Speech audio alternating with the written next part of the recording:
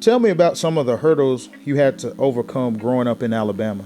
Well, actually, most of the hurdles that I had to jump over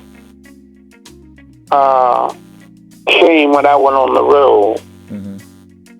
Because I went on the road at a time when Dr. Martin Luther King was marching and things was happening. I saw the dogs being put on him and the water hose being put on him and him being locked up. See, we went on the road in 1961. In 1961, if you went to a Holiday Inn and you had the money to check in, they might tell you could walk around that hotel and you could see empty rooms. But they might tell you, because you were black, that they were full, that they didn't have any room. Wow. We experienced that. Wow. We also experienced having certain restrooms that we could go in, certain restrooms that had white only, we couldn't go in.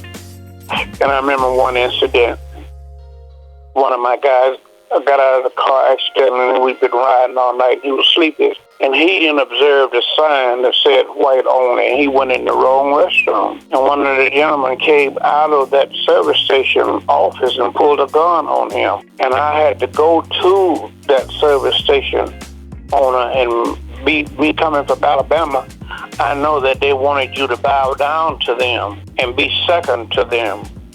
So I was one of the singers in my group who was not afraid to go to that white gentleman and said, "Mister, he was half asleep and he made a mistake. He didn't mean any harm. Please don't shoot him." I experienced that. And I experienced when we would stop at different restaurants and we couldn't go in the front door.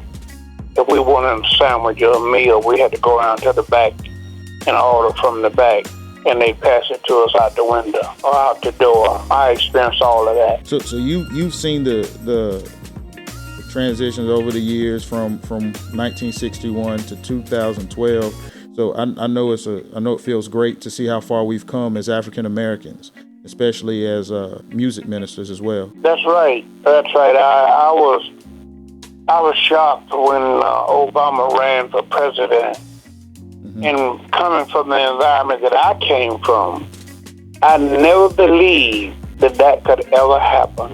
And, so now, I had a radio show for a while. I was going to start another one pretty soon. When Obama got in, I played "A Change Is Gonna Come." And when I got through playing that Sam Cooke record, him being a personal friend of mine, I said to him on the air, "Sam, that the change is not going to come. The change is here. And I wish you were still here to see what you visualized and what you sang about before you left this earth. The change is not going to come. The change is already here."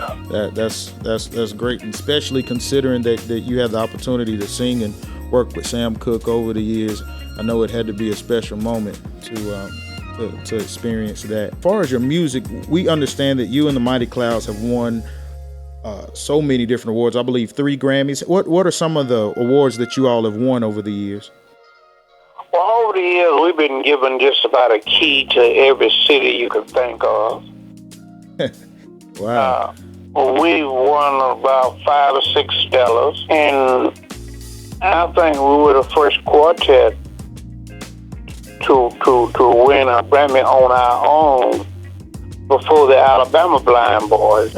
We've been nominated for the Grammy 11 times, and 3 times we brought it home. What would you say is your greatest accomplishment as a gospel singer?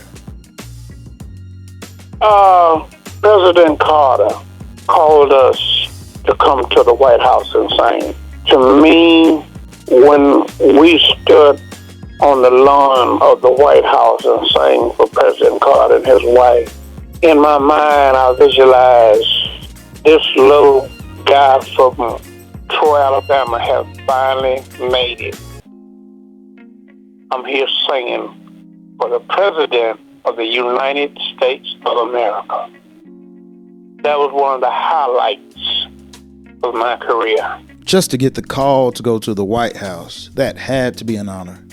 I grew up listening to your music, and the thing that I like most about the Mighty Clouds of Joy, you have the traditional foot stomping quartet music, but a lot of people don't know that you all have worked with some of the great producers such as Fred Hammond, J. Moss, and I believe it was the CD y'all did called "It Was You."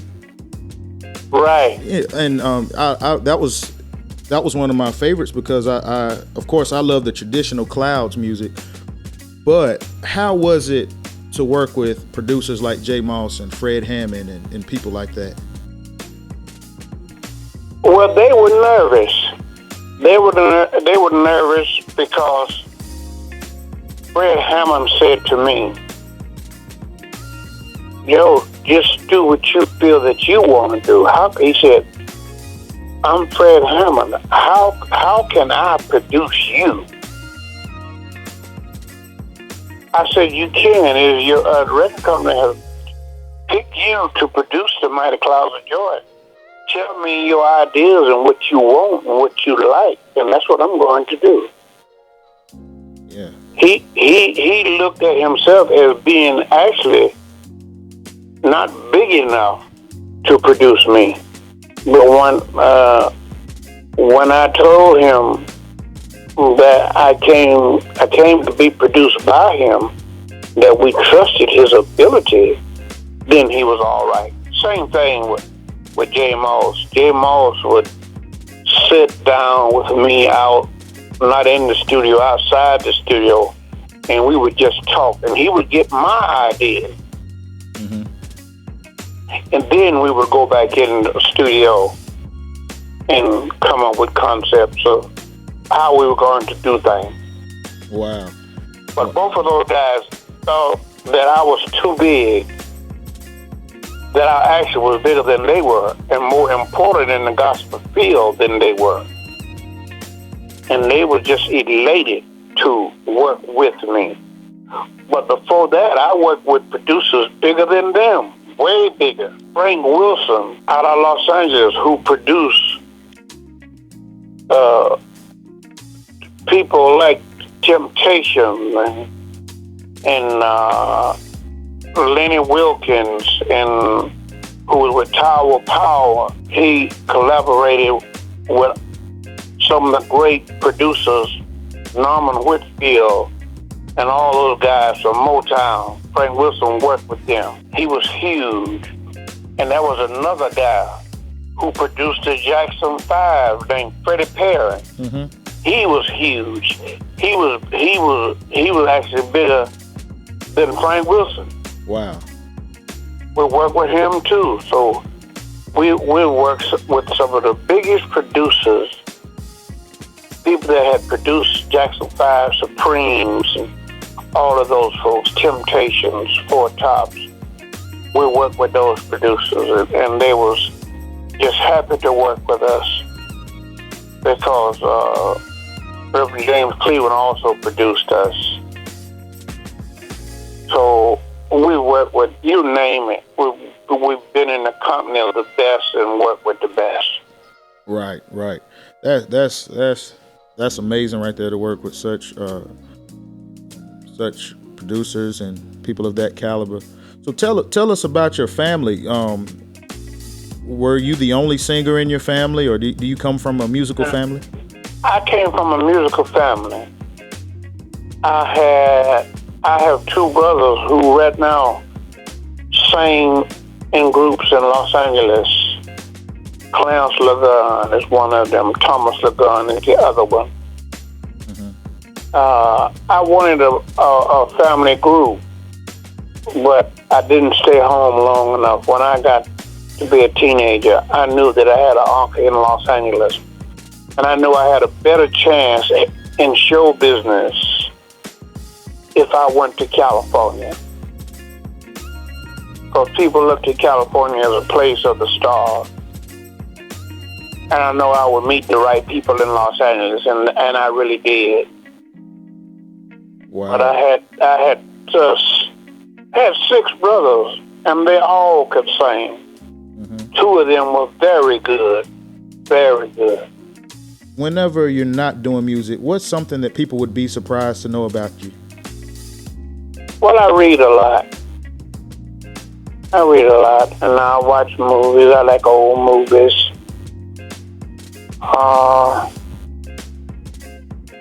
I used to bowl a little bit, but I don't bowl much anymore.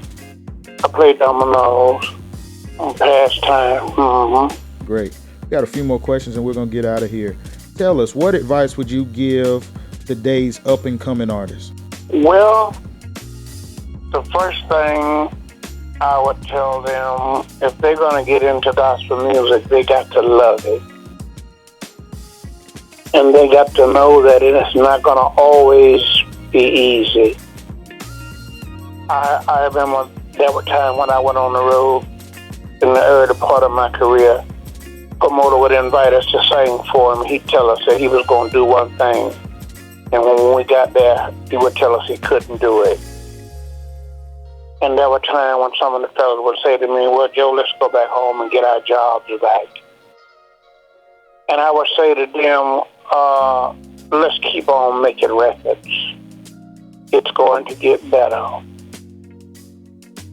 Right. I would say to an upcoming group, you got to love what you do.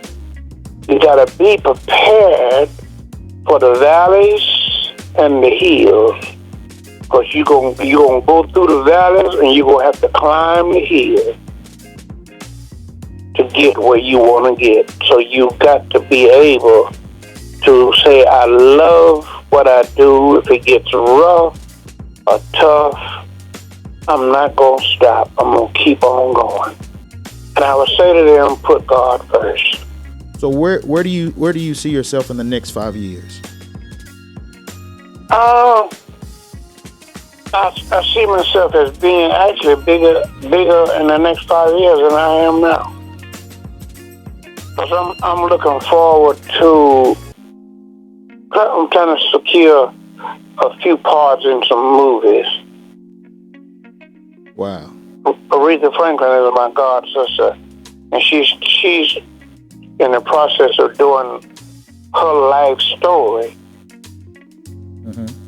And I play a great part in her life story because whoever plays her father